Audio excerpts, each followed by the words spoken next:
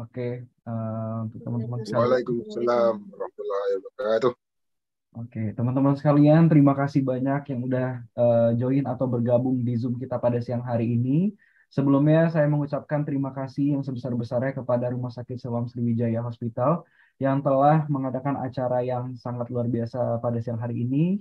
Terima kasih juga untuk Direktur Rumah Sakit Siloam Sriwijaya serta teman-teman yang telah join atau bergabung di Zoom kita pada siang hari ini. Nah, sesuai dengan topik kita pada siang hari, tentunya teman-teman udah mengetahui ya topik utama kita yaitu akan membahas mengenai seputaran tentang stroke. Yang dimana harapannya nih bukan hanya usia yang udah lewat dari 40 tahun aja, tapi teman-teman yang masih berusia produktif atau saat ini masih muda istilahnya ya, itu juga harus mengetahui apa sih itu artinya stroke, apa sih itu stroke, apa itu bagaimana cara kita menata laksanaan awal apabila terjadi stroke, dan bagaimana cara pencegahannya. Karena kita tahu angka kejadian atau kematian stroke di Indonesia sendiri itu masih sangat tinggi sekali, sehingga harapannya dengan adanya Zoom ini teman-teman bisa mengetahui informasi lebih cepat dan juga mengetahui informasi lebih awal. Dan juga sesuai dengan memperingati Hari Stroke Sedunia tanggal 29 Oktober kemarin, diperingati bahwa kita tetap harus aware nih terhadap penyakit stroke, bahwa ternyata penyakit stroke ini kalau seandainya kita tidak mencegah sedini mungkin itu akan bisa berakibat fatal ke depannya. Sebelum kita memulai Zoom kita pada siang hari ini, alangkah baiknya saya memperkenalkan diri terlebih dahulu. Perkenalkan, nama saya Dr. Niko Saputra Nugraha. Saat ini saya bekerja di Rumah Sakit Siloam Sriwijaya Hospital atau juga sebagai dokter umum atau bisa disebut juga Resident Medical Officer. Dan juga saat ini saya menjadi salah satu host di televisi nasional dengan acara Dokter Traveler. Nah, saat ini juga kita telah kedatangan narasumber kita nih, yang dimana nanti kita akan membahas mengenai stroke langsung dari ahlinya atau dari dokter spesialis saraf. Nah, sebelumnya mungkin saya akan membacakan CV beliau terlebih dahulu. Mungkin dari Nah, baik Pak. Berikut adalah CV dari narasumber kita pada siang hari ini, yaitu Dr. Andri, spesialis neurologi atau spesialis saraf, yang dimana beliau merupakan salah satu dokter spesialis saraf yang saat ini bekerja di Rumah Sakit Siloam Sriwijaya di Palembang, dan juga beliau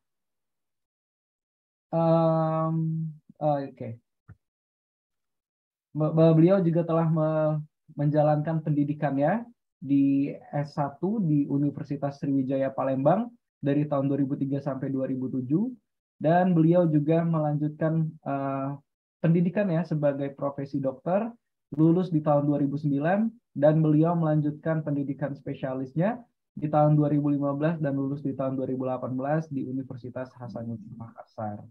Nah, saat ini beliau merupakan dokter di Rumah Sakit Siloam Sriwijaya Palembang sebagai dokter spesialis saraf. Beliau juga merupakan anggota ID Indonesia dan beliau juga merupakan anggota Perhimpunan Dokter Saraf Seluruh Indonesia atau yang disingkat sebagai Perdosi. Oke. Baiklah, sebelumnya mungkin kita tes sinyal terlebih dahulu untuk Dokter Andri. Apakah sudah terhubung, Dok?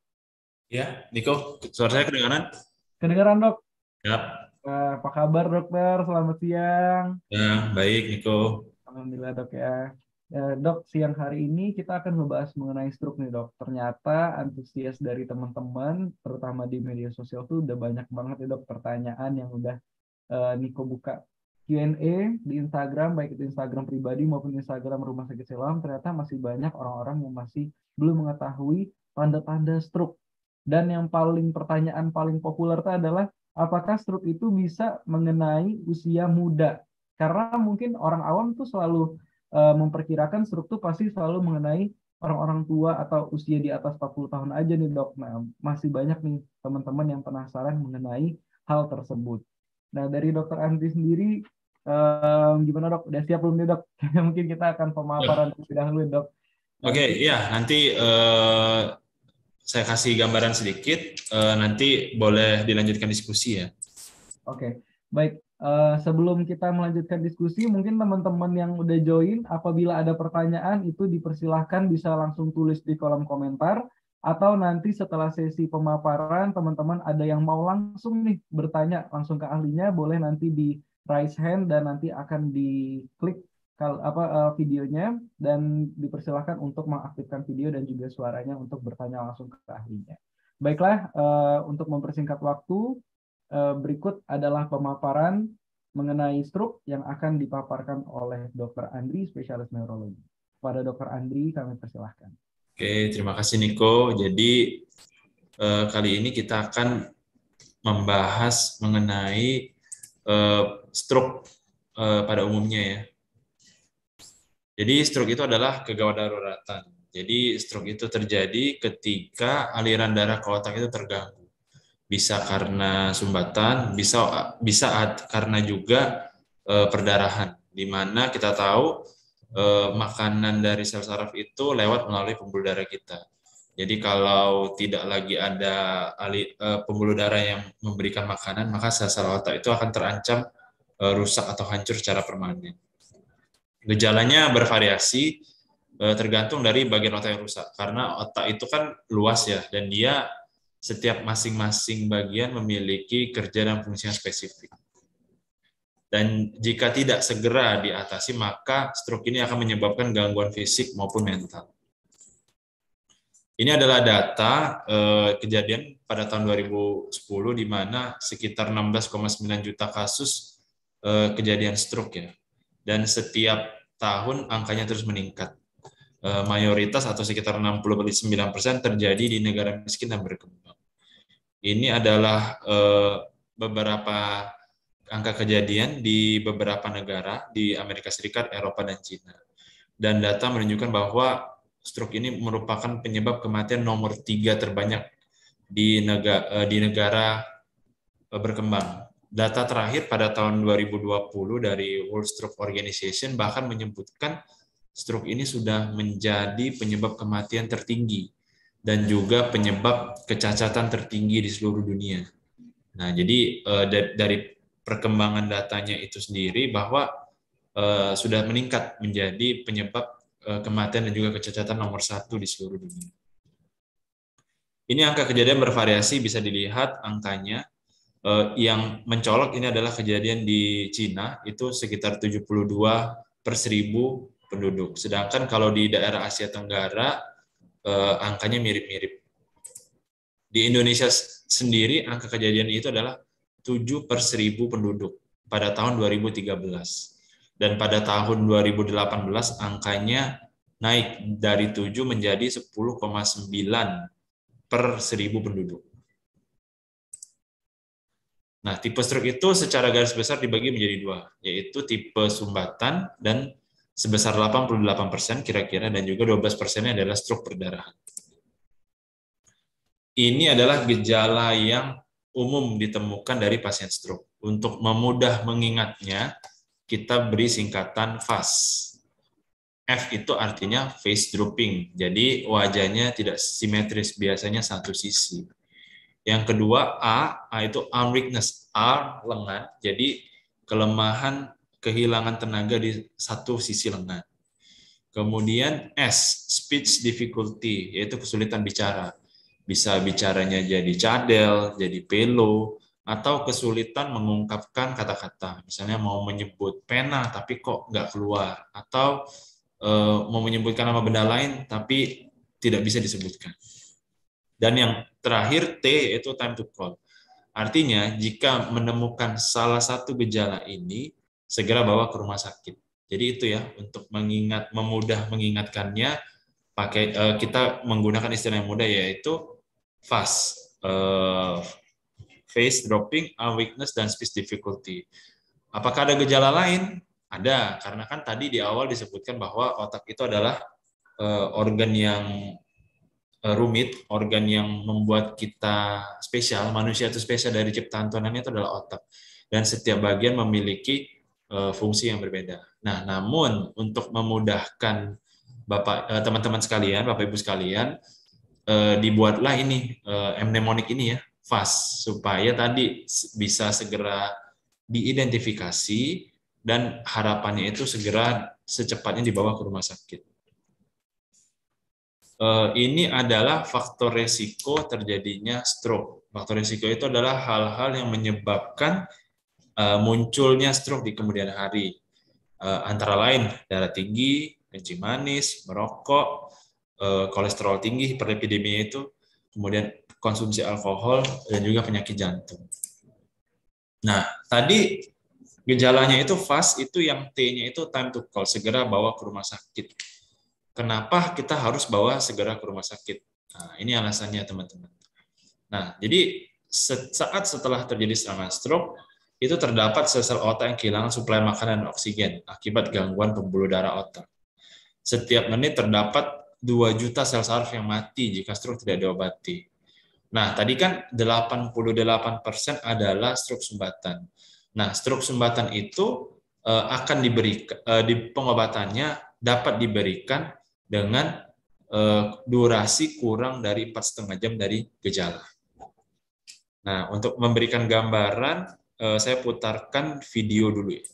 Thrombus formation by activating the coagulation cascade. Platelets and red blood cells aggregate at the site of injury, causing further narrowing of the artery. This impedes blood flow even more and causes turbulence in the artery. It also increases the likelihood of thrombus formation. As the thrombus grows, it causes increased vessel narrowing, leading to partial. Oke, ini tadi adalah contoh sumbatan akibat dari perlukan pembuluh darah, akibat darah tinggi yang diperparah dengan kolesterol, sehingga teman-teman bisa lihat itu terjadi sumbatan yang makin lama makin besar, sehingga diameternya itu menutupi pembuluh darah. Nah, kadang-kadang dari sumbatan itu ada juga sumbatannya itu lepas. Kalau yang menetap itu namanya trombus, kalau yang lepas itu embulus. Pembuluh darah kita itu makin lama diameternya makin kecil. Jadi begitu bagian kecil ini lepas, maka dia akan membuat sama sekali darah tidak dapat mengalir ke daerah yang lebih jauh darinya. Nah, itulah yang nanti menyebabkan kematian dari jaringan otak. When a piece of thrombus breaks off, it's called an embolus as it travels up the artery. During a stroke, ischemia can progress to infarction. Beyond the infarction lies still viable tissue called the penumbra. Cells within the penumbra are potentially salvageable if blood flow and vitalizing. Nah, ini jadi akibat dari kematian tadi, kematian sel saraf tadi, yang hitam ini artinya ada sel yang terganggu akibat dari kekurangan pembuluh darah. Ada beberapa kemungkinan, biasanya ada yang langsung mati, sel sarafnya langsung mati seketika, ada yang setengah mati itu kita sebut dengan penumbra, ada juga yang sehat masih, biasanya yang jaraknya jauh dari sumbatan itu. Nah, daerah yang setengah mati atau penumbra inilah yang mau kita selamatkan. Nah, tapi kita cuma punya waktu 4,5 jam itu. Jadi harapannya kalau Bapak Ibu, teman-teman sekalian mengenali gejala stroke dan membawa secepatnya ke rumah sakit, dokter atau tenaga medis masih punya waktu untuk memberikan obat ini. Harapannya semakin cepat diberikan hasil atau pengobatannya, bukan pengobatannya, maksudnya penyembuhannya akan menjadi lebih maksimal. Kalau sudah lewat dari 4,5 jam, obat itu tidak bisa diberikan lagi karena lebih banyak risikonya, yaitu terjadinya perdarahan. Dan juga daerah yang sudah setengah mati ini biasanya dalam hitungan jam dia akan mati. Nah, jeleknya sel saraf ini adalah ketika sel itu sudah mati, dia minim sel cadangan. Jadi berbeda contohnya kalau misalnya kita luka dengan kulit, itu kita biarkan 72 hari, ya kalau lukanya tidak dalam, dia akan beregenerasi. Sehingga sel kulit tumbuh, kulit kita mulus lagi. Nah, kalau di saraf ini tidak seperti itu. Ilmu klasik bilang bahwa sel saraf itu minim regenerasi. Nah, tapi ilmu terus berkembang. Sekarang sih ada penelitian-penelitian atau bukti-bukti ilmiah menunjukkan ada loh regenerasinya sel saraf itu. Nah, namun dari pengalaman klinis saya menghadapi pasien-pasien stroke, yaitu kalau sudah Kalau kerusakannya berat itu biasa sembuhnya juga tidak sempurna sih. Kalau kerusakannya ringan, harapan untuk sembuh tentu lebih besar. Are restored promptly. Oke, The penumbra is sebentar ya, ini kita lanjutin dulu. thrombus formation. Enmeshed Nah, within the ini fibrin menceritakan is tentang the obat tadi ya, inactivating obat yang plasma ingin kita berikan activates kurang dari administered 4,5 by jam IV itu. infusion within 3 Jadi hours obat of ini receiving adalah stroke symptom obat onset. pemecah Activates bekuan darah fibrinogen dan fibrin memang dia thrombus, waktunya converts plasma terbatas, to plasma. Plasma then harus breaks the 4,5 jam strands dari of gejala. fibrin and dissolves the clot. As the clot Nah, dissolves, harapannya setelah diberikan itu viable sumbatannya tissue menjadi luruh atau hilang, although the original sehingga infarction aliran remains, darahnya kembali lagi surrounding dan cells daerah of yang the mati penumbra atau are saved yang warna or hitam itu perfused. kembali Function menjadi may be hidup yang setengah mati tadi. Oke, itu pemaparan singkat saya. Semoga bisa menjadi informasi awal bagi teman-teman sekalian. Jadi yang ingin kita sampaikan di sini adalah bahwa stroke itu adalah kondisi gawat darurat dan dia sangat berpacu dengan waktu. Karena tadi ya setiap menit 2 juta sel saraf akan mati, terancam mati. Jadi kenali gejalanya dan yang paling penting ini segera bawa ke rumah sakit agar pengobatan bisa dilakukan semaksimalnya. Oke, terima kasih. Ingat stroke, ingat siloam. Ya, saya kembalikan ke Dr. Niko. Baik, terima kasih banyak Dr. Andri atas penjelasannya. Wah, luar biasa nih dok. Dari penjelasan singkat tadi, udah banyak sekali kita mendapatkan informasi dok. Ternyata memang sedetail itu tuh apabila terjadi gangguan pada otak kita, terutama kalau seandainya kita tidak mendapatkan suplai darah yang maksimal ke otak, itu bakal banyak sekali masalah atau gejala yang muncul pada kita. Dan sempat disinggung juga sama Dr. Andri tadi mengenai waktu atau timing itu ternyata sepenting itu yang disangkut pautkan dengan video tadi. Jadi apabila teman-teman nih sudah ada tanda-tanda mungkin di keluarga atau orang terdekat emang tanda-tanda face tadi, yang face wajahnya tidak simetris sebelah, terus kekuatan lengannya sebelah lebih lemah, lalu juga ada bicara cadel, itu cepat segera dibawa ke rumah sakit.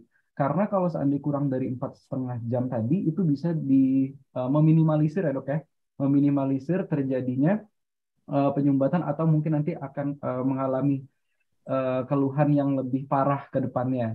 Jadi memang waktu itu adalah sangat penting untuk orang-orang yang mengalami stroke.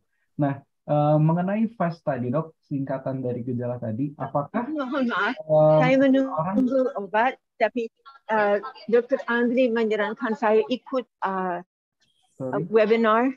Dari di sini saya bisa dengar apa-apa. Jadi mungkin saya akan keluar.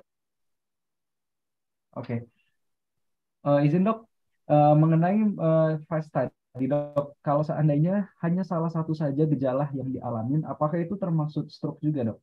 Nah, mungkin bisa juga dijelasin sedikit dok mengenai gejala kira-kira. Ya, bisa Dokter Niko. Jadi intinya itu gejalanya itu harus mendadak. Mendadak, oke.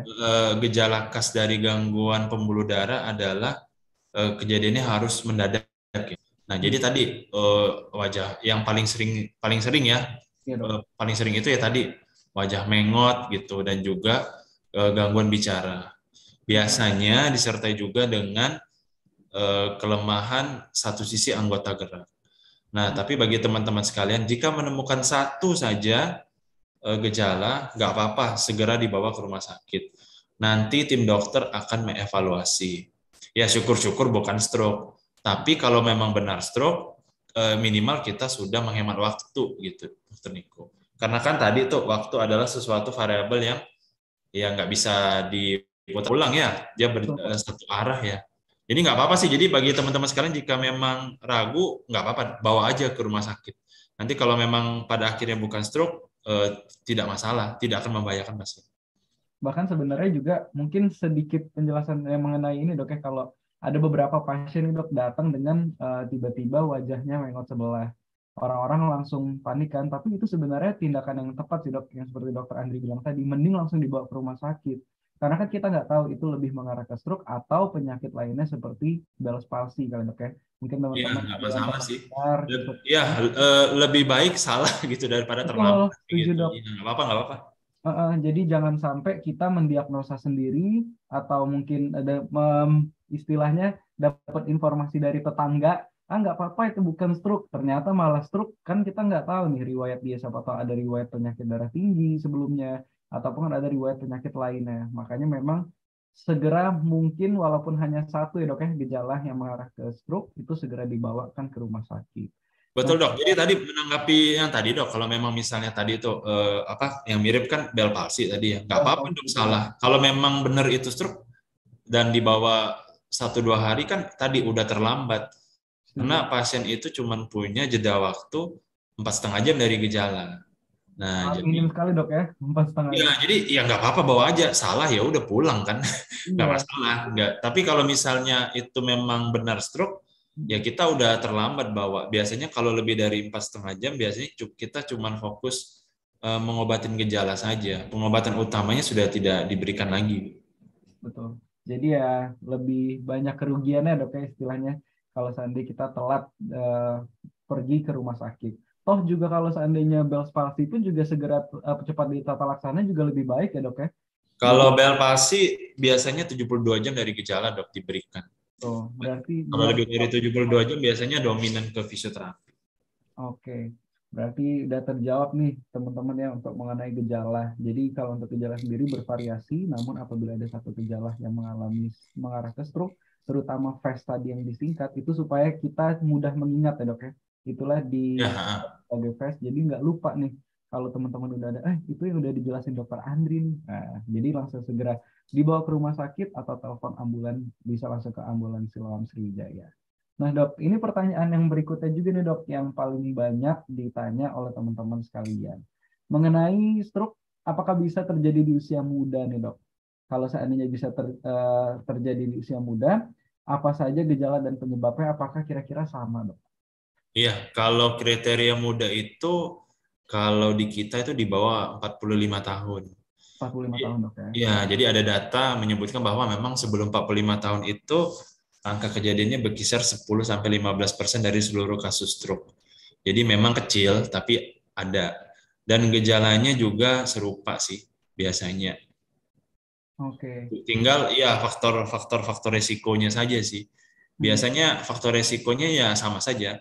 Misalnya darah tinggi, kolesterol tinggi, kencing manis kan ada tuh dari usia muda.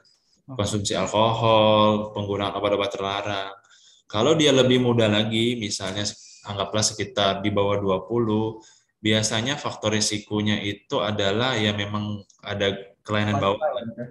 Ya, biasanya kelainan jantung, kelainan dinding pembuluh darah, atau kelainan komponen-komponen darah, misalnya gangguan pembekuan darah dan berbagai jenis lain. Jadi biasanya sih kalau usia lebih muda lagi itu biasanya kita curigai ada kelainan bawaan dari kecil gitu. Dan seiring dengan perubahan gaya hidup kita juga tadi hipertensi yang disebutkan tadi ya, hipertensi, merokok, kencing manis, kegemukan, itu juga sekarang itu banyak juga sih yang usia muda sudah mengidap penyakit itu. Nah, jadinya ya angka kejadian stroke-nya bisa lebih awal dari yang seharusnya. Oke. Nah, mengenai berarti bisa terjadi di setiap semua usia lah dok ya, bisa kita bilang. Betul. Walaupun memang tadi persentasinya kecil, tapi bukan tidak mustahil sih. Betul. Bukan berarti orang usia muda itu tidak bisa mengalami stroke juga ya dok ya? Betul. Iya, bisa, jawabannya bisa stroke. Betul. Nah, untuk pendeteksian dini juga kali dok, biar teman-teman tuh bisa lebih aware, kira-kira ada nggak sih dok pemeriksaan yang bisa kita lakukan untuk mendeteksi secara dini kira-kira takutnya nih kita nanti mengarah ke stroke apa enggak. Nah, kira-kira itu pemeriksaan apa aja sih dok? Jadi pemeriksaan yang berkaitan dengan faktor risikonya tadi. Misalnya kalau hipertensi ya berarti kita tensi darah kita.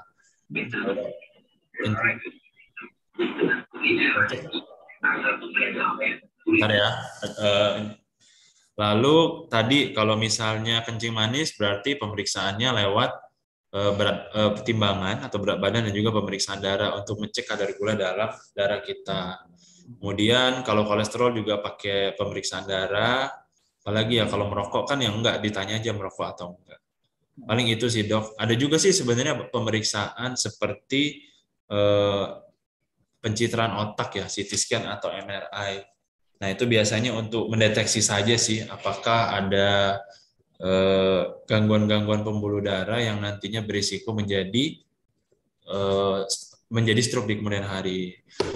Kemudian seiring dengan berkembangnya teknologi, sekarang ada pemeriksaan genetik. Nah, jadi diambil darahnya, nanti bisa dihitung tuh resiko untuk menjadi stroke di kemudian hari berapa persen gitu.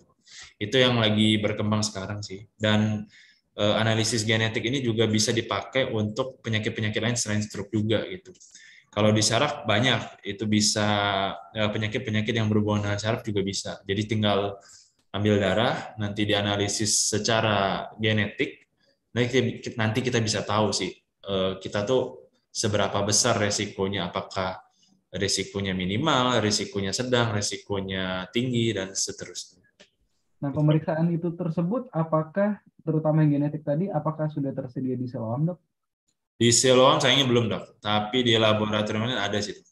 Oke. Nah, tapi sebenarnya juga untuk remind aja nih buat teman-teman, kalau seandainya tadi udah sempat disinggung juga sama dokter Andri, kalau seandainya kita udah punya cikal bakal nih, istilahnya penyakit yang mengarah atau faktor risiko penyakit yang mengarah ke stroke seperti hipertensi, mungkin ada riwayat di keluarganya yang mengalami hipertensi, atau mungkin kencing manis, atau maaf maksudnya tidak bermaksud untuk body shaming nih, kalau teman-teman sudah sadar akan mungkin berat badannya lebih besar daripada orang-orang atau berat badan ideal, itu juga harus lebih aware dan harus dilakukan pemeriksaan medical check up. Nah, di Siloam sendiri itu juga ada pemeriksaan medical check up nih buat teman-teman sekalian untuk pemeriksaan laboratoriumnya, pemeriksaan jantung, ataupun pencitraan yang kata dokter Andri tadi atau MRI istilahnya, atau CT scan pada otaknya. Jadi kalau seandainya teman-teman pengen melakukan pemeriksaan rutin, itu bisa langsung ke rumah sakit terdekat atau ke rumah sakit Siloam Sriwijaya.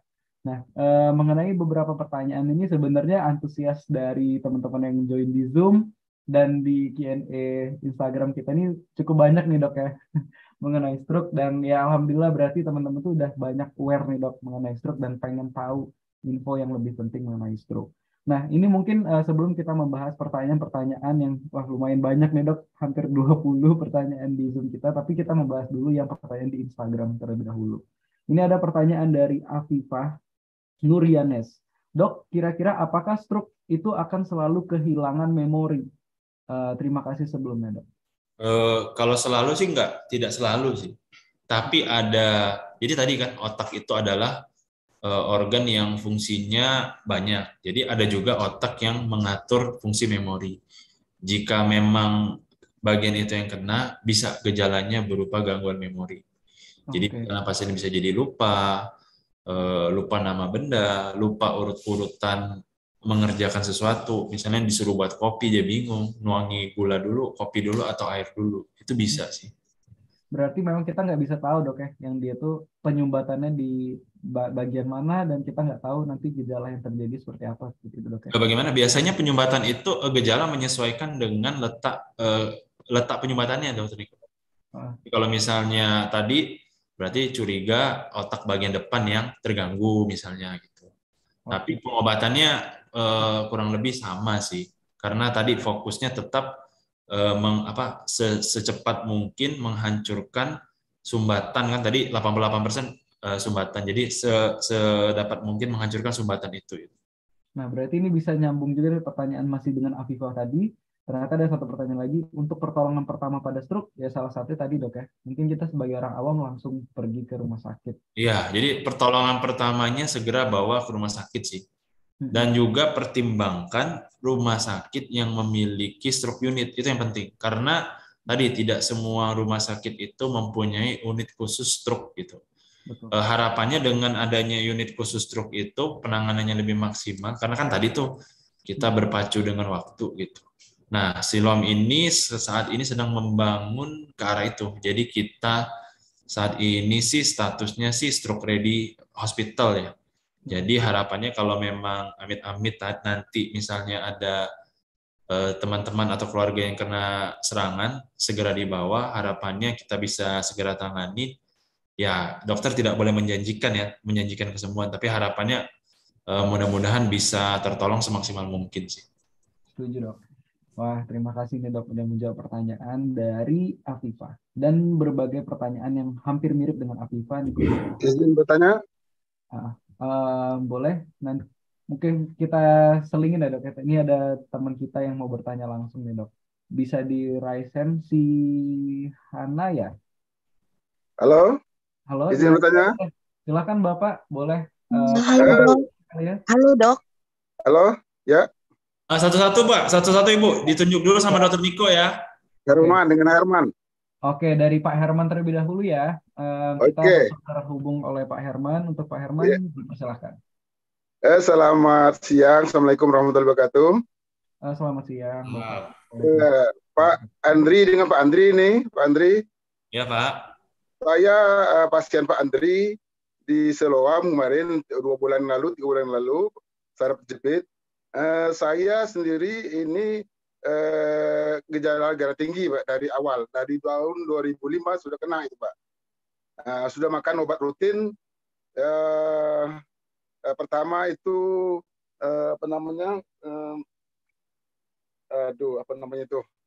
amlodipin itu pagi, samanya obat lutut itu glukosamin.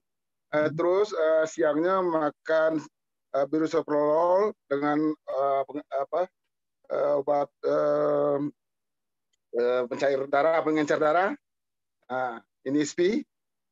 Terus ke malamnya itu makan kandesertan sama B-kompleks. Maksud saya Pak, mau tanya ini Pak, kalau itu diteruskan terus makan ini hampir rutin saya ini sudah dalam 5 tahun terakhir ini 3 obat itu sudah rutin itu Pak, obat darah tinggi. Maksudnya apa nanti ada efek-efek samping yang lain? Memang antisipasi saya minum air putih itu banyak. Minum air kelapa, sekali minum air daun seledri, yang tunjuk orang lain, Pak. Nah, itu Pak yang saya tanyakan, apa ada dampaknya nanti keterusan itu makan obat itu, Pak. Kedua yang saya mau tanya, itu tentang gejala awal sebelum terjadinya PAS itu, Pak. Gejala awalnya apa itu, Pak? Kan PAS itu, Pak, kita tanda sudah nampak itu, Pak. Mulut mereng itu kan, itu sudah tanda-tanda yang nampak. Tapi tanda-tanda sebelumnya apa itu kira-kira Pak? Oke, baik. Terima kasih Pak Herman. Ada satu lagi Pak. Ya, boleh. Latihan Pak, nanti yang lain nggak bisa tanya Pak. Oke. Kita tinggal 1 jam lagi nih Pak. Oke. Terima kasih Pak. Terima kasih. Silakan Pak. Silakan. Terima kasih banyak Pak Herman. Saya dari Bengkulu Pak, dari Bengkulu sini. Ya, terima kasih Pak. Pak Herman dari Bengkulu. Jadi Dokter Andi, Pak Herman dari Bengkulu ada 2 pertanyaan nih Dok, mengenai kira-kira efek samping dari obat jangka panjang yang dikonsumsi oleh Pak Herman. Dan yang kedua adalah gejala awal sebelum PAS. Nah, itu kira-kira ada nggak, Dok? Mungkin baik. Jadi kalau efek samping obat sih harusnya sih tidak ada sih Pak ya. Karena kan obatnya tadi dalam pengawasan dokter dan juga dosisnya sudah rasional atau sesuai. Jadi nggak masalah Pak. Justru yang biasanya nih Pak ya, kebanyakan orang itu kan bilang makan obat rusak ginjal. Benar Pak ya? Mungkin ya, banyak dengar seperti itu ya Dok ya. Nah, benar itu Pak. Justru Bapak punya darah tinggi, Bapak rutin makan obat, Bapak justru melindungi ginjal Bapak. Karena target dari darah tinggi itu adalah organ ginjal. Artinya kalau tekanan darahnya tidak terkendali, justru yang rusak itu organ ginjalnya Pak. Nah, jadi nggak apa-apa, Bapak teruskan saja, nanti tetap dalam pengawasan dokter. Kalau memang Bapak ragu, Bapak boleh screening cek fungsi ginjal dan liver kurang lebih 6 bulan sampai 1 tahun sekali. Tapi kalau lihat dari dosis obatnya sih masih rasional Pak. Yang dimaksud rasional tuh begini Pak. Jadi misalnya obat dimakan misalnya 2 tablet 1 hari. Bapak makan 5 tablet. Nah, itu bisa tuh memperberat kerja organ. Tapi kalau misalnya dalam pengawasan dokter tidak Pak. Jadi memang kalau obat darah tinggi harus dimakan jangka panjang sih. Oke. Yang kedua tadi gejala awal itu enggak ada sih Pak. Karena dia itu gejalanya mendadak Pak. Detik ini kita sehat, detik berikutnya kita merasa ada yang salah dalam badan kita. Memang ada tuh dalam stroke itu namanya serangan sepintas atau TIA bahasa kami ya. Jadi dia mulut mengot, susah bicara, tapi kurang dari 24 jam dia balik lagi. Bisa seperti itu. Nah, ada juga yang nggak balik lagi, Pak. Tapi kalaupun itu terjadi, tadi segera cepat-cepat ke rumah sakit, supaya tadi bisa dikasih kalau dokter akan mengidentifikasi ini benar nggak stroke. Lalu kalau memang benar ya udah dikasih obat begitu. Kurang lebih seperti itu, Pak ya. Oke, Pak. Terima kasih. Ya, terima kasih banyak Pak Herman. Mungkin sedikit ini kali dok ya, menanggapi atau sekalian untuk melengkapi. Setuju banget kalau kata dokter Andri tadi bahwa semua teman-teman nih atau pasien yang memang udah rutin berobat ke dokter, insya Allah itu udah dipastikan sama dokternya udah sesuai dengan dosis. Jadi jangan terlalu kepikiran yang berlebihan. Bahkan dokter tuh telah menentukan dosis itu untuk kepentingan si pasiennya. Dan yang kedua tadi mungkin kalau seandainya tidak ada gejala sebelumnya fase itu dok ya, mungkin kita bisa lebih mendeteksi secara dini ya dok dengan pemeriksaan rutin, serta juga kita mengetahui faktor-faktor resiko yang mengarah ke penyakit stroke yang udah dijelasin sama dokter Andri tadi di slide-slide yang udah dijelasin. Contohnya mungkin kayak ada riwayat penyakit hipertensi, ada riwayat penyakit kencing manis. Nah itu bisa teman-teman kontrol rutin dan nggak perlu ke rumah sakit sebenarnya, ke puskesmas atau fasilitas terdekat itu bisa dilakukan pengontrolan, dan jadi kita bisa lebih aware kira-kira bisa nggak nih nanti kita malah terjadi stroke apa tidak. Nah mungkin bisa seperti itu. Nah sebelum melanjutkan pertanyaan lebih lanjut ke teman-teman yang raise hand, kita seling-selingin dulu kayak dok ya, pertanyaan dari teman-teman di sosial media, dari komentar baru ke raise hand. Nah yang dari sosial media mungkin ini ada satu lagi nih dok yang cukup menarik dari Noviani Surbakti.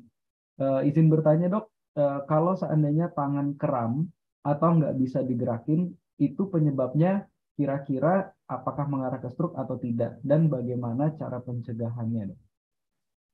Pertanyaannya sih sangat umum gejalanya ya. Biasanya kalau apakah kram satu tangan stroke, kalau jawabannya bisa atau tidak ya bisa saja sih. Nah, cuman tadi harus digali lebih mendalam sih, dari umur, dari faktor risikonya begitu. Jadi kalau cuma berdasarkan itu saja, pertanyaan bisa atau tidak, ya kemungkinan bisa saja sih. Sebaiknya memeriksakan diri saja sih dok, biar dokter juga bisa mencari tahu nih apakah ini stroke atau penyakit lain gitu. Oke, terima kasih dok atas pertanyaan, berarti sudah terjawab ya untuk teman siapa tadi namanya. Oke, untuk yang udah bertanya tadi. Nah ini juga ada pertanyaan yang cukup banyak nih dok dari sosial media dan juga dari kolom komentar di Zoom kita, dari Yuniarti Palembang. Dok, kenapa kalau lansia atau mungkin nggak harus lansia sih dok, orang-orang yang mungkin punya faktor risiko stroke ketika jatuh, contohnya di kamar mandi, nah itu bisa menyebabkan stroke gitu loh mendadak. Nah mungkin itu banyak juga pertanyaan dari teman-teman, dan apakah bisa dihindari nih dok kalau seandainya orang terjatuh itu bisa tidak terjadi stroke. Intinya tuh seperti itu dok. Karena Niko rangkum-rangkum juga dari beberapa pertanyaan tuh banyak mengarah ke sana. Dengan berhubungan ketika jatuh dari kamar mandi, kok bisa tiba-tiba stroke gitu. Nah mungkin mau pertanyaan itu seperti itu. Kenapa bisa terjadi sedemikian rupa dok? Jadi biasanya itu kalau di kasus di kamar mandi itu biasanya ini sih stroke dulu baru jatuh ya. Okay. Nah juga ada beberapa kasus yang bisa sebenarnya jatuh tuh bisa di mana aja ya, maksudnya jatuh di ruang tamu, di kamar mandi, jatuh di garasi bisa. Di kamar mandi ada juga nih kemungkinan biasanya itu setelah mengedan. Jadi saat terjadi susah BAB atau mengedan, terjadi peningkatan tekanan di dalam kepala. Nah itu kalau memang ada pembuluh darah yang rapuh, biasanya bisa saja sih terjadi pecah pembuluh darah, jadi stroke perdarahan. Ada seperti itu. Kalau stroke perdarahan biasanya lebih berat, walaupun angkanya lebih jarang, bisa juga terjadi kelemahan satu sisi, itu yang membuat pasiennya jatuh. Tapi ya tadi sih, intinya gejalanya mendadak, dan tidak hanya di kamar mandi sih jatuhnya, bisa di mana saja sih. Cuman memang yang diasosiasikan oleh masyarakat itu seolah-olah stroke itu cuman dengan karena jatuh Saja. tadi, Dok. Ada kemungkinan lain seperti yang saya cerita tadi, karena peningkatan tekanan peningkatan di dalam kepala, tidak hanya mengedan, biasanya juga batuk tuh bisa tuh. Jadi batuk, ada peningkatan Kencang ya, Dok, ya? di dalam kepala, ada pembuluh darah yang pecah, jadilah dia stroke begitu. Saya rasa seperti itu, Niko. Oke, terima kasih banyak, Dok. Berarti udah kejawab nih dari sekian banyak pertanyaan kalau Niko lihat, Dok, yang tentang jatuh-jatuh. Kayaknya mungkin banyak ya, Dok, ya kejadian ya, sehingga teman-teman tuh kayak penasaran kenapa bisa jatuh jadi stroke. Tapi mungkin saja diawalin sebelumnya mungkin ada gejala stroke dulu ya, Dok, ya.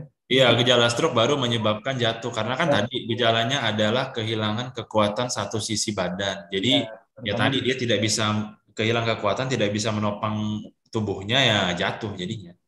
Nah, makasih banyak Dokter Andri atas jawabannya. Mungkin next kita pertanyaan mitos fakta dulu nih, Dok. Ya, tapi bukan pertanyaan konsultasi ya, pertanyaan umum ya. Iya, Dok. Kita pertanyaan yang umum dulu, Dok, yang awam nih, Dok. Nah, boleh nih ada nih, Dok, dari teman kita yang bertanya, kira-kira kalau seandainya udah terjadi stroke itu boleh dipijat atau diurut gak sih, Dok? Nah, itu kira-kira mitos atau fakta, Dok? Saat terjadi stroke tadi tidak perlu dipijat, tapi langsung dibawa ke rumah sakit sih. Nah, nanti kalau pada fase pemulihannya, misalnya karena terjadi ototnya biasanya kencang, itu boleh sih dipijat untuk relaksasi otot. Tapi pada saat kejadian tidak perlu dipijat, yang penting tadi segera bawa ke rumah sakit, terutama rumah sakit yang punya pelayanan unit stroke-nya. Oke, berarti bisa dibilang mitos ya, Dok? Iya, kalau tahap awal sih tidak ada. Ada juga tuh kalau pasien saya tuh banyak mitosnya tuh tusuk jarum, Dok. Tusuk jarum sama pakai tusuk bawang. Ya, jadi harapannya kita mengeluarkan darah, jadi darah yang kental itu bisa dibantu keluar, jadi gejalanya hilang. Nah, itu juga salah besar sih. Betul, Dok. Sempat juga, Dok, nih kok ketemu pasien waktu pas lagi dinas di pedalaman, itu ada orang yang mengenai terjadi stroke, diceritakan kenapa bisa kayak gini karena katanya ditusuk menggunakan bawang. Sempat kaget juga sih, Dok, kok bisa dia kepikiran ya, karena mungkin minimnya informasi. Nah, makanya ini udah dijelaskan ya, udah sangat jelas dari Dokter Andri juga bahwa itu mitos dan jangan sampai dilakukan. Kalau ada gejala mengarah ke stroke, segera periksa ke dokter. Itu adalah jawaban yang sangat tepat. Oke, mungkin kita langsung nyambung ke pertanyaan di raise hand ya, Dok, ya. Dari teman-teman di Zoom ini tadi Hana. Untuk Hana mungkin boleh Selamat siang, Dokter. Dokter Niko. Langsung aja ke Dokter Andri ya, Dok. Sekalian perkenalan. Dokter, selamat siang, Dokter. Kameranya nyalain, Wana. Kenapa? Kameranya bisa dinyalain, Wana? Dulu kameranya. Nggak bisa. Boleh off cam ya, Dok. Oke, baik, silakan. Oke, Dok, saya sering dengar tentang terapi DSA ya. Itu seperti apa? Kan kalau kita bilang brainwash nggak boleh. Itu ada kode etik segala ya, Dok. Bisa jelaskan nggak terapi DSA itu seperti apa? Sama yang kedua pertanyaan saya, Dok, ada saudara dulu ya pernah dibuka tempurung kepalanya, kemudian ditanam ke daerah perut. Jadi dibuka dulu perutnya, terus kayak gitu ditanam di situ, nanti untuk beberapa lama baru diambil. Itu bisa jelaskan nggak secara singkat seperti apa, Dok? Soalnya kenyataannya saudara tersebut meninggal karena nggak kuat atau apa. Maksudnya saya kalau tempurung kepala terbuka begitu seperti apa, Dok? Apakah bisa terjadi infeksi atau bagaimana? Atau bisa nggak ada kemungkinan bisa hidup? Itu aja pertanyaan saya, Dokter. Salam sehat. Ya, baik, terima kasih Hana. Mungkin pertanyaan pertama yang mengenai DSA ya, Dok, ya? Yang jadi DSA itu adalah digital subtraction angiography. Jadi DSA ini bukan terapi, Bu. Jadi DSA ini adalah, jadi DSA itu adalah kita memasukkan kayak semacam jarum atau kateter dari paha kita, dimasukin ke pembuluh darah arteri, kemudian wire atau kawat itu disusuri sampai mencitrakan otak nanti dengan alat itu namanya. Nah, kalau DSA sendiri itu bukan terapi sih, Bu, ya. Jadi DSA itu adalah alat untuk diagnostik. Nah, jadi dia ingin melihat gambaran atau kontur dari pembuluh darah dari wire yang dilewatinya. Jadi yang pertama itu. Nah, dia bukan memang bukan penyembuhan ya. Bukan terapeutik ya, cuman diagnostik. Lalu yang kedua, Yang saya tangkap itu, jadi kalau misalnya tempurung kepala dibuka, dipasang selang, itu biasanya itu pada kasus tekanan di dalam kepala yang tinggi. Jadi karena tekanannya tinggi, dibuat suatu kayak jalan atau saluran untuk membantu menurunkan mengalirkan air yang berlebih biasanya. Nah, harapannya supaya tekanan di dalam kepalanya berkurang. Jadi kalau tekanan di dalam kepalanya berkurang, harapannya juga kematian dan juga kecacatan berkurang itu, Bu. Apakah bisa infeksi? Ya bisa. Iya sih. Mungkin ada yang ini masih belum jelas, Bu Hana. Betul. Maksudnya saya ada faktor nggak, Dok, bisa hidup? Soalnya Ya kenyataannya bisa, Bu. saudara itu meninggal. Ya harus Hanya dibuka seminggu deh, Dok. Kan katanya mau tunggu dulu. Kalau nggak salah dia tuh terjadinya yang hemoragik, yang pendarahan itu loh, Dok. Iya, Bu. Seminggu Jadi kemudian udah baik, nggak bisa lagi, meninggal gitu, Dok. kalau penilaian pasien itu satu persatu sih, Bu, ya. Maksudnya tidak bisa dipukul rata, Bu. Apakah bisa hidup? Ya bisa, Bu. Namun kan tadi banyak faktor yang harus dipertimbangkan. Misalnya pada kasus, maksudnya kita juga ikut simpatik ya pada keluarga ibu yang sudah berpulang. Nah, biasa dilihat dulu nih tingkat keparahannya bagaimana, derajat struknya bagaimana, begitu. Jadi kalau memang misalnya derajat struknya berat, tentu harapan hidupnya tidak setinggi kalau pada derajat struk yang ringan gitu. Tapi kalau pertanyaannya apakah bisa hidup, ya ada juga yang hidup, Bu, maksudnya. Cuman memang itu tindakan yang harus dilakukan cepat. Biasanya memang betul pada kasus perdarahan karena tadi darahnya membanjirin ruang otak di dalam tempurung kepala kita sehingga tekanannya di dalam kepala itu meninggi. Nah, untuk menurunkan tekanan itu lebih cepat, itu dipasang tadi selang yang keluar dari tempurung kepala ke dalam perut begitu, Bu. Jadi memang tindakannya sudah sesuai sih, Bu, dengan SOP yang berlaku. Nah, cuman tadi untuk melihat apakah tadi pasien ini bisa sembuh atau tidak, pasiennya bisa bertahan hidup atau tidak, itu tergantung dari kasus per kasus sih, Bu. Apakah tadi derajat struknya sendiri bagaimana, umurnya berapa, apakah ada faktor penyulit lain, misalnya gangguan di tekanan darahnya, gangguan di jantungnya, dan sebagainya sih, Bu. Jadi saya tidak bisa menilai spesifik bagaimana, tapi kurang lebih itu sih jawaban yang bisa saya kasih sih, Bu Hana. Terima kasih, Dokter Andri. Ya, Salam sehat. sama-sama, Bu. Ya, makasih Bu Hana. Ya, Bu Hana atas partisipasinya. Oke, udah terjawab ya, Dok. Berarti untuk pertanyaan Bu Hana juga tadi nih kalau sangkut paut juga ada beberapa yang mirip-mirip sih pertanyaannya mengarah ke situ juga. Ada yang bersangkut paut dengan DSA juga ternyata dan dijawab sekaligus langsung dari pertanyaan dari Ibu Hana. Next kita ke pertanyaan yang cukup banyak juga nih, Dok. Niko simpulin aja. Jadi teman-teman yang bertanya di kolom komentar ini saya udah merangkum nih pertanyaan yang awam yang mengenai sesuai dengan kasus kita, bukan ini ya, bukan konsultasi ya. Jadi ini akan kita membahas mengenai topik berikut. Yang pertama adalah kira-kira, Dok, komplikasi penyakit apa yang bisa ditimbulkan jika gejala stroke itu tidak ditangani dengan tepat, dan komplikasi berbahayanya, paling berbahaya itu apa, serta apakah penyakit stroke itu bisa disebabkan karena faktor genetik, Dok? Dan pertanyaan terakhir adalah kira-kira stroke ini bisa disembuhkan dan sembuh total atau tidak, Dok? Oke, kalau pertanyaan pertama, komplikasi paling parah tentu kematian.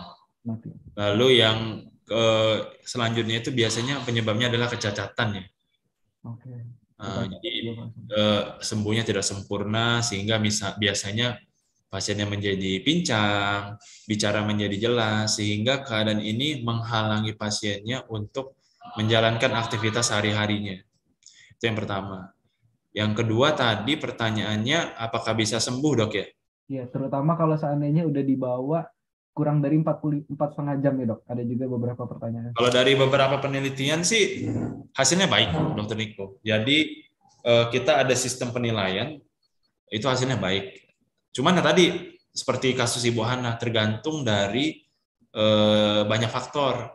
Tadi itu misalnya nih stroke derajat berat dengan derajat ringan, tentu proses penyembuhannya lebih mudah yang ringan dibanding yang berat gitu.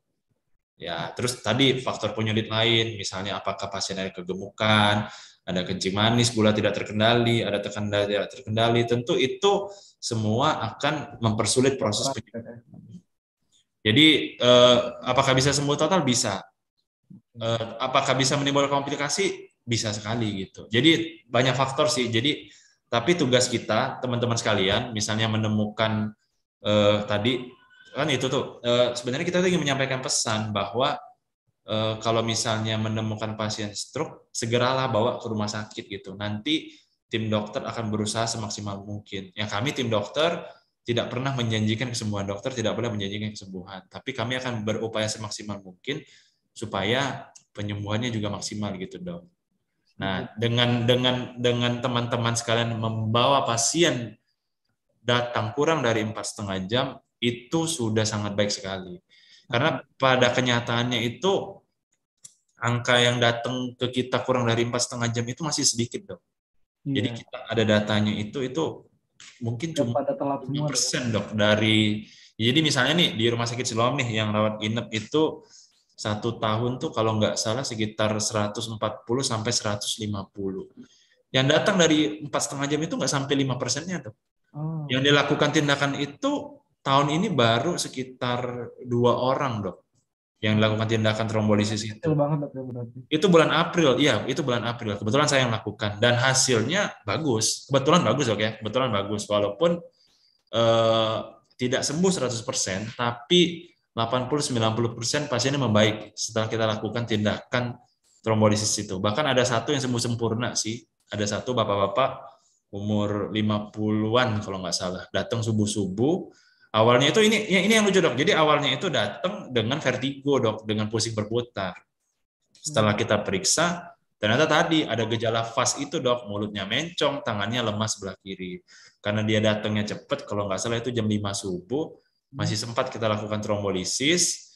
Nah, memang tidak langsung sembuh pada waktu itu juga ya, tapi seiring waktu beliau rajin fisioterapi, ya syukur alhamdulillah sekarang sudah bulan 10 terakhir ketemu sudah kembali normal, Dok, berjalan seperti orang orang sehat seperti pada umumnya gitu.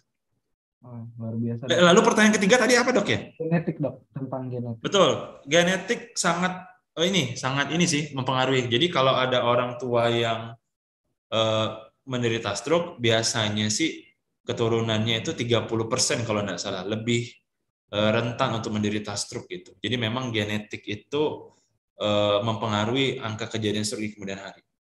Oke. Wah, luar biasa, Dok ya. Udah langsung kejawab nih, Dok, beberapa pertanyaan yang mirip-mirip seperti itu. Ini ada juga pertanyaan yang menarik nih, Dok, yang cukup awam dan juga bisa mungkin teman-teman dapat info yang penting.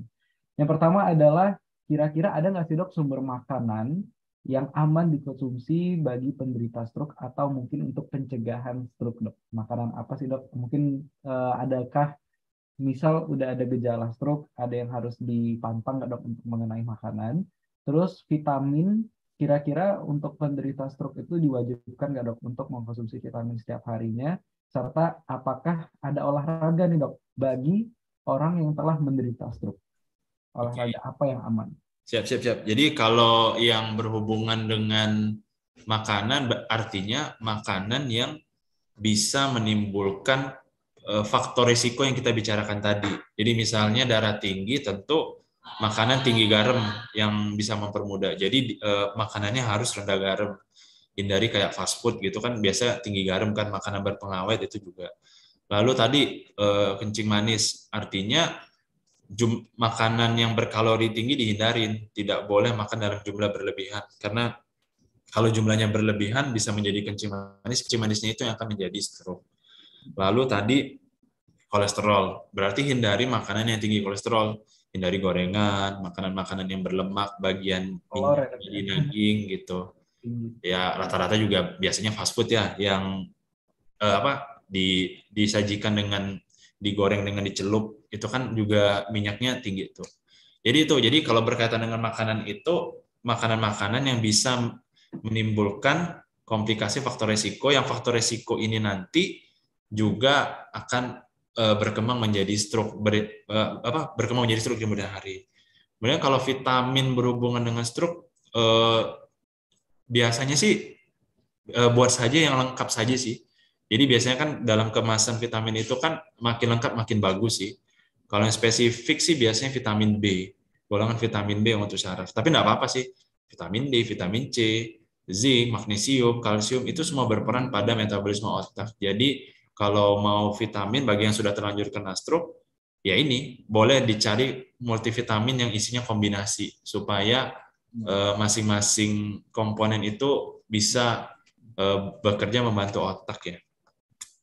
Lalu exercise olahraga.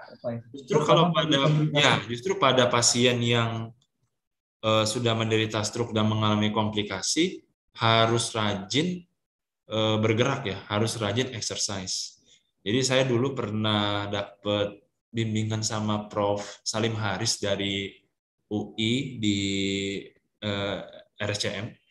Dia bilang itu kalau dalam fase pemulihan itu minimal gerak itu harus 3 jam sehari. Sehari ya, 3 jam. Kalau bisa 4 jam lebih baik. Jadi namanya fisioterapi. Fisioterapi kita di sini paling berapa ya? 15, 30 sampai mungkin yang paling lama 1 jam. Sisa 2 jamnya gerak di rumah. Nah, bisa dipecah-pecah tuh. Yang ringan berarti dok ya? Ya, bisa dipecah-pecah tuh. Pagi 1 jam, siang sejam, sore sejam, habis maghrib 1 jam gitu. Nah, lalu tips dari beliau juga puasa. Nah, misalnya kalau bagi teman-teman yang beragama Muslim, beragama Islam, puasa Senin Kamis gitu. Itu nggak apa-apa. Itu ada penelitian menunjukkan bahwa puasa itu mengaktifkan zat di dalam otak yang diduga bisa membantu proses penyembuhan atau regenerasi gitu.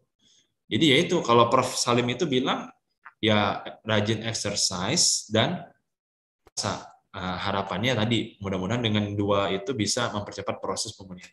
Percuma sih Dokter Niko obatnya bagus, vitaminnya rajin, tapi nggak gerak. Itu tidak akan memberikan improvement yang signifikan gitu. Jadi dianalogikan jadi kita tuh tadi kan sel otak kehilangan fungsinya karena rusak akibat stroke. Jadi dianalogikan dengan orang yang kehilangan kemampuannya untuk bersepeda atau kehilangan kemampuannya untuk berenang. Mau dikasih teori loncatnya segini, kayunya kecepatan segini, nggak pernah nyemplung ke kolam, nggak bisa dia berenang. Nah, jadi itu melatih kembali memori-memori di otak yang sudah hilang, kemampuan yang sudah hilang dengan exercise. Jadi repetisi berulang. Nah, cuman kan ya masalahnya ya kita sehat aja olahraga belum tentu ya Dokter Niko ya. Ya kan? Sehari gerak 1. Ada niat dulu nih dok ya. Nah, harusnya sih kalau teman-teman yang sudah terlanjur sakit sih karena ya maksudnya tidak ada pilihan harusnya sih bisa lebih ini sih. Karena kan ya namanya sakit dok ya biasanya kan kalau sudah kehilangan itu baru merasa penting ya. Kalau udah sakit biasanya baru mikir sehat. Kalau masih sehat biasanya memang ini sih diabaikan sih. Termasuk dokter sendiri sih. Memang sebenarnya emang olahraga tuh udah sangat penting banget dok ya. Ternyata bukan orang yang telah menderita stroke saja, orang normal pun juga olahraga itu sangat penting sekali. Ya, jadi ini sekalian dok. Jadi dari World Stroke Organization itu menyarankan bahwa sama juga dari AHA-ASA, Asosiasi Heart and juga Brain itu menganjurkan bahwa kita setidaknya itu 2,5 jam per minggu dok olahraga. 2,5 jam per minggu ya dok. Ya, jadi misalnya kalau olahraganya 30 menit berarti ya 5 kali dalam 1 minggu. Jadi sisanya ya ini Sabtu Minggu misalnya boleh libur, Senin sampai Kamis kita olahraga gitu. Olahraga ringan boleh lah jogging, lari gitu. Harapannya tadi sirkulasinya lancar, kolesterolnya tidak tinggi, gulanya bisa lebih baik, tekanan darah bisa terkendali. Jadi faktor-faktor resiko yang bisa bikin stroke itu bisa kita tekan dengan olahraga gitu. Terus juga kita jadi tidak gemuk kan. Kalau tidak gemuk kan tadi kita bisa tidak terkena, memperkecil resiko terkena kencing manis, hipertensi dan selanjutnya. Tapi 30 menit itu bukan termaksud main HP ya dok ya? Enggak. Nah, itu ada hitungannya lagi dok. Jadi itu ada hitungannya lagi tuh. Jadi hitungannya ada lagi. Jadi biasanya 200 dikurangi umur. Nah, yang dimaksud olahraga itu adalah ketika setelah olahraga denyut jantung meningkat 50-70% untuk intensitas sedang. Kalau intensitas berat lebih dari 70%. Misalnya nih, Dokter Niko umurnya 18 tahun ya sekarang ya. Berarti ya udah 20 tahun aja ya. 20 tahun aja ya biar gampang. Jadi 200 dikurangi 20 berapa tuh? 180. Berarti setelah olahraga minimal 90 BPM ya, beat per menit itu sudah termasuk intensitas sedang. Kalau mau berat ya berarti 18 dikali 70%. Berapa tuh ya? Sekitar 130-an ya. Nah, itu baru intensitas berat. Kalau intensitas berat boleh 90 menit. Tapi kalau intensitas sedang sekitar 2,5 jam. Per minggu ya. Udah dijelasin ya. Jadi tidak termaksud main HP. Ya, kalau pasien saya itu banyak begini, Dokter Niko. Beres-beres rumah ibu-ibu tuh. Oh, dok, saya nggak olahraga, dok. Tapi saya rajin, dok. Beres-beres rumah, ngepel, bersihin, saya naik turun tangga. Itu pertanyaan banyak tuh, dok. Benar. Iya, tapi itu tidak terkategorikan tekanan darah. Karena kita begitu bandingkan denyut jantungnya, ternyata dia tidak mencapai minimal tadi 50% dari denyut jantung maksimal sesuai dengan umur gitu, dok. Nah, itu juga, dok, pertanyaan yang cukup banyak ya, dok, yang ngerasa mereka, saya udah banyak gerak, saya udah nyuci, saya udah ngepel, itu termasuk olahraga. Ternyata nggak termasuk ya, dok, ya, kalau data. Ya, karena ada ininya, hitung-hitungannya yang suatu kegiatan itu dengan olahraga atau bukan gitu, dok. Dan sebenarnya untuk mengenai olahraga sendiri itu nggak harus di tempat outdoor atau di tempat gym, teman-teman. Jadi ada beberapa olahraga yang bisa dilakukan di rumah aja. Jadi istilahnya tidak ada alasan tidak untuk olahraga. Nyisain waktu 2-4% dalam sehari itu udah luar biasa banget sih buat kita untuk tetap hidup sehat. Wah, banyak nih, dok, pertanyaan kita ya, dok. Mungkin ada pertanyaan menarik nih, dok. Dari SHRY, dok, gimana kalau seandainya saya ngelihat senyum Dokter Andri itu bisa jadi stroke? Nah, gimana tuh, dok, kalau ngelihat senyuman Dokter Andri nih? Mungkin di konsul ke dokter Lema. Itu nggak bisa, dok. Nah, ini seri pertanyaan ini ngadi-ngadi nih, dok. Oke, dok, mungkin kita langsung ke pertanyaan dari raise hand nih, dok. Dari teman-teman kita ada 3. Mungkin satu yang bisa kita kasih kesempatan karena mengingat waktu ternyata tanpa disadari udah 1 jam nih, dok.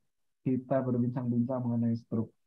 Mungkin saya pilih Lintang kali ya, karena ini dia duluan yang raise hand. Untuk Lintang, bisa dipersilahkan untuk unmute dan juga menghidupkan videonya, dan jangan lupa untuk perkenalan diri terlebih dahulu. Halo, selamat sore Dokter Andri sama Dokter Niko. Selamat sore. Maaf, aku nggak bisa open cam, lagi nyusui anak. Oke, baik, Bu. Baik, silakan. Dokter, ini aku mau tanya, untuk usia muda, itu kan rentan terkena pemicu stroke itu kan kata dokter di bawah usia 40. Nah, untuk pemicunya tuh apa, dokter, pada usia muda? Terus sama ini aku mau tanya, kalau misalnya kita sudah kena penyakit saraf, kayak saraf kejepit, itu apakah kemungkinan bakal terkena stroke atau kelumpuhan gitu, dokter? Sudah tuh untuk ibu yang menyusui atau ibu hamil, itu obatnya gimana ya, dok ya? Untuk obat stroke khususnya. Obat ibu menyusui, maksudnya gimana, Bu? Bisa diperjelas? Maksudnya untuk ibu menyusui dan hamil? Iya, untuk konsumsi obatnya gimana ya, dokter ya? Apa memang sudah ada obat-obat yang aman untuk obat stroke-nya itu atau gimana, dok? Maksudnya penderita stroke yang ini, dok ya, Bu, maksudnya orang yang sedang hamil atau menyusui sedang mengalami stroke gitu? Iya, benar. Apakah obat-obat stroke itu aman maksudnya? Iya, betul, dokter. Oh, gitu, oke. Baik. Itu aja, dokter, pertanyaannya. Terima kasih. Oke, terima kasih banyak, Bu Lintang. Oke, saya jawab, dok ya. Boleh, Dokter Andri? Oke, jadi pertanyaan pertama itu, Bu, benar apa di bawah 45 tahun itu bisa, Bu, terkena stroke, tapi dia tidak banyak, Bu. Tadi kan sudah disebutkan bahwa angka kejadiannya kecil, cuma sekitar 10-15% dari semua kejadian stroke. Jadi biasanya memang seiring dengan pertambahan waktu umur, justru makin tinggi umur, makin tinggi risiko terkena stroke. Jadi betul, di bawah 45 tahun bisa terkena stroke, tapi kejadiannya sedikit. Jadi sebenarnya golongan muda itu tidak lebih rentan. Yang rentan itu golongan lebih tua, Bu. Jadi semoga bisa menjawab, Bu, ya. Nah, yang kedua, faktor resikonya kurang lebih sama, Bu, seperti yang tadi dijelaskan. Hipertensi, darah tinggi, kencing manis, dan seterusnya. Sama, karena tadi seiring dengan perubahan gaya hidup, penyakit-penyakit yang dulunya umum ditemui pada usia tua, sekarang ini udah makin lama makin muda bisa kita temuin tuh. Belum lagi kayak merokok, kegemukan, itu kan juga udah banyak dari usia dini ya. Nah tadi yang seperti yang sudah saya jelaskan di presentasi juga, kalau usianya lebih muda lagi, biasa kelainan bawaan. Seperti ya tadi kelainan jantung, kelainan pembuluh darah, gangguan komponen darah, itu bisa. Terus pertanyaan ketiga tadi apa dok ya? Obatan jika seandainya Obat-obatan tentu mempertimbangkan sih Bu. Nanti percayakan saja ke dokternya, nanti dokternya akan memilih sesuai dengan asas risiko dan manfaat. Tentu dalam pembelian obat pasti dokter akan mengedepankan manfaat dibanding risiko gitu Bu. Cuman yang tadi pada kasus hamil, menyusui, obat-obatannya menjadi lebih selektif ya, lebih dipilih lagi gitu supaya tadi tidak mengganggu janin gitu. Tapi ya ini Bu tetap ada sih obatnya tetap diberikan. Jadi untuk masalah obat dipercayakan saja ke dokter sih Bu. Setuju dok. Jangan sampai mencari informasi sendiri ya dok ya, kalau itu justru berbahaya buat kita, apalagi dalam obat-obatan. Dok, pertanyaan terakhir kali dok ya, satu pertanyaan lagi mengenai singgungan yang saat ini juga lagi banyak yang dibicarakan nih dok. Kita tahu bahwa COVID-19 saat ini ternyata angka kejadiannya juga mulai meningkat lagi nih dok. Jadi mungkin untuk teman-teman sekalian mengingatkan, jangan lupa untuk jangan kendor untuk menggunakan masker, mencuci tangan, dan menjaga jarak, karena ternyata dari angka kejadian sendiri, terutama di Indonesia tuh masih meningkat nih dok, terjadi peningkatan untuk COVID sendiri. Nah, kira-kira dok, apakah ada hubungannya dok, stroke dengan orang yang telah mengalami COVID? Nah, itu kira-kira ada kaitannya nggak dok? Bisa sih dok, jadi ada beberapa penelitian yang bilang bahwa memang waktu terjadi COVID itu kan terjadi gangguan pembekuan darah ya, koagulasi. Nah, itu salah satu efeknya itu bisa menjadi stroke, dok. Nah, namun efek jangka panjangnya, maksudnya after COVID-nya itu, nah masih dalam penelitian sih, dok. Karena kan juga kasusnya baru tahun 2020-an ya yang marak ya. Jadi ya masih on review, masih dalam penelitian. Sampai saat ini sih belum ada paduan yang resmi sih. Tapi waktu kejadian yang rame tahun itu, bisa sih dok gangguan koagulasi ya kita sebut ya, gangguan pembekuan darah sehingga darahnya membeku, ya itu kan menyumbat pembuluh darah, kalau dia di otak ya bisa jadi stroke dok. Tapi pengalaman sewaktu pandemi itu lebih banyak ke jantung sih dok. Iya, jantung. Paling banyak dok, karena dia jadi kalau kita ngeliat hasil labnya, pembekuan darahnya tiba-tiba meningkat. Ya, tinggi ya. Cuman yang stroke ada juga sih, ada beberapa laporan kasus yang menyebutkan setelah COVID itu disertai juga dengan komplikasi stroke. Nah, cuman yang luarannya setelah after COVID-nya itu sih masih dalam studi sih, belum ada studi-studi yang ini sih menyimpulkan adanya komplikasi pasti gitu dok. Komplikasi pasti ya, bahwa setelah COVID nantinya akan berisiko menjadi stroke gitu. Oke. Baik, terima kasih banyak Dokter Andi, luar biasa banget ya dok. Kita lebih dari 1 jam nih dok. Kita berbicara mengenai stroke, ternyata antusias dari teman-teman. Alhamdulillah dok, banyak sekali dok yang masih pengen tahu mengenai stroke, dan semoga informasi yang telah disampaikan oleh Dokter Andi itu bisa bermanfaat buat kita semua. Mungkin closing statement dok, bisa dokter sedikit kasih kesimpulan atau tips untuk teman-teman yang udah nonton Zoom kita siang hari ini. Ya, jadi kesimpulannya sama tadi dok ya, bahwa stroke itu kegawat daruratan, kenali gejalanya, dan jika memang curiga ada stroke, segera bawa ke rumah sakit ya. Kalau kita sih sekarang ingat stroke, ingat siloam, gitu aja sih. Betul banget, setuju nih dok. Jadi kegawat daruratan yang memang terpacu dengan waktu, dan kenali gejala, serta segera pergi ke rumah sakit atau bisa ke langsung Siloam Sriwijaya. Oke, terima kasih banyak Dokter Andi atas kesempatan dan waktunya, dan terima kasih juga untuk teman-teman yang sudah hadir. Semoga apa yang telah disampaikan itu bisa bermanfaat buat kita semua. Saya sendiri, Dr. Niko Sapunugraha, selaku moderator yang memandu acara kita pada siang hari ini, meminta maaf apabila ada kesalahan yang saya perbuat, dan kepada Allah saya mohon ampun. Saya tutup ya dok ya. Dengan wabil. Foto-foto dulu dong. Iya, foto-foto dulu. Sebelum ini kita foto-foto dulu, betul. Atau bagi door prize jadi nggak? Oh, bagi door prize boleh nih dok, kalau bagi door prize ya dok. Ya, dokter pilih 5 orang yang penanya tadi. Nanti boleh apa ya? Atau mau diketik aja di kolom chat. Nanti yang menang bisa menghubungi Solom, nanti bisa diambil atau dikirim ya. Oke. Mungkin dari saya ada beberapa request ya dok, yang raise hand tadi bisa jadi pemenang nih dok, si Bapak Herman, Ibu Lintang, sama Ibu Hana kalau nggak salah tadi. Iya, tiga orang pemenang, selamat.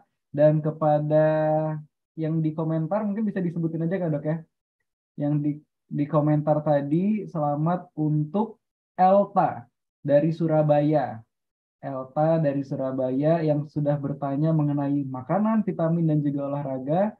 Serta satu lagi temen yang atas nama Wina dari Pacitan nih dok. Sudah 5 orang nih dok yang mendapatkan door prize, dan terima kasih buat teman-teman yang bertanya, dan kita foto-foto dulu nih dok. Oke, pada panitia dipersilahkan. Mungkin yang slide pertama kali dok ya. Sambil Niko hitung 1, 2, 3.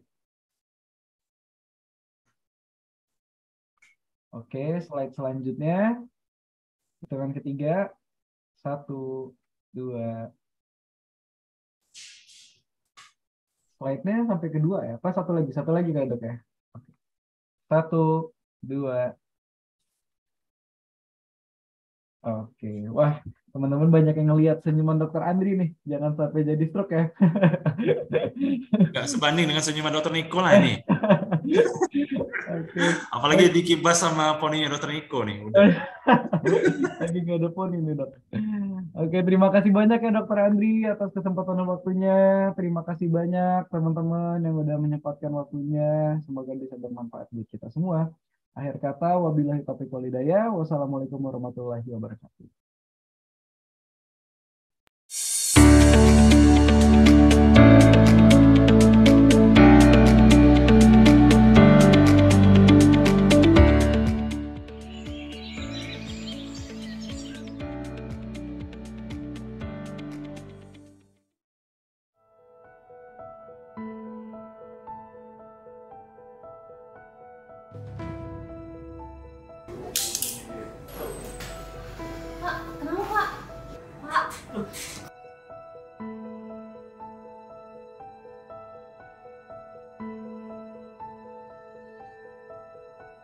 Halo, Silom Sriwijaya. Oke, baik Bu. Kita akan segera kirimkan dokter sama ambulan kita ke sana. Oke, makasih ya Mbak.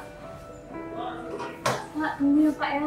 Stroke adalah penyakit yang disebabkan oleh gangguan pembuluh darah di otak. Bisa karena sumbatan atau karena pecahnya pembuluh darah di otak. Nah, stroke merupakan suatu penyakit atau penyebab penyakit yang menyebabkan kematian atau kecacatan yang paling tinggi di dunia. Nah, stroke sebenarnya banyak penyebabnya, tapi cara kasarnya atau cara garis besarnya stroke itu adalah pecah ataupun sumbatan di pembuluh darah otak. Sebenarnya bisa dari jantung, bisa dari kekentalan darah dan lain-lainnya. Secara sederhana, gejala stroke dapat kita deteksi dengan metode FAST, yaitu berupa face dropping, gejala wajah tidak simetris, yang kedua arm weakness, lengan kehilangan tenaga, yang ketiga speech difficulties, yaitu gejala kesulitan berbicara, dan yang keempat yaitu time to call, artinya kita harus mencatat mulainya gejala-gejala tersebut dan kita harus segera ke rumah sakit. Kenapa harus segera? Karena lebih kurang 2 juta sel saraf terancam mati setiap menitnya ketika stroke terjadi. Stroke merupakan penyakit gawat darurat yang berpacu dengan waktu. Dan sekitar 87% kasus stroke adalah stroke tipe sumbatan. Nah, pasien stroke berpeluang besar untuk sembuh bila mendapatkan pengobatan trombolitik dalam waktu kurang dari 4,5 jam dari saat serangan stroke. Jika terjadi serangan stroke, catat waktu kejadiannya, lalu secepatnya dibawa ke rumah sakit. Karena waktu sangat berharga bagi pengobatan stroke. Dalam pengobatan stroke, pilihlah fasilitas kesehatan yang terpadu atau stroke ready, agar tata laksana dan pemulihannya dapat berjalan semaksimal mungkin. Di Siloam, kita mempunyai 2 fasilitas, baik secara operatif maupun endovaskuler. Endovaskuler adalah penata laksanaan stroke terbaru, di mana kita menggunakan sistem kateterisasi yang bisa mengobati baik stroke karena sumbatan ataupun karena stroke akibat perdarahan. Mari kita tingkatkan kesadaran atau kepedulian dan kewaspadaan terhadap penyakit stroke. Kenalilah gejalanya dan segera dibawa ke rumah sakit dengan fasilitas kesehatan dan tim tenaga medis yang terpadu agar keberhasilan penanganan kita terhadap semua kasus stroke bisa kita harapkan tercapai. Tanggal 29 Oktober diperingati sebagai Hari Stroke Sedunia. Tema perayaannya tahun ini, Precious Time. Sejalan dengan visi, misi, dan nilai Rumah Sakit Siloam Sriwijaya yang memberi prioritas setiap detiknya terhadap pasien stroke agar memperoleh kesembuhan maksimal. Karena kami menyadari dalam pengobatan stroke, waktu adalah yang paling berharga. Semoga kehadiran Rumah Sakit Siloam Sriwijaya dapat menjadi pilihan untuk perawatan penyakit stroke yang paripurna.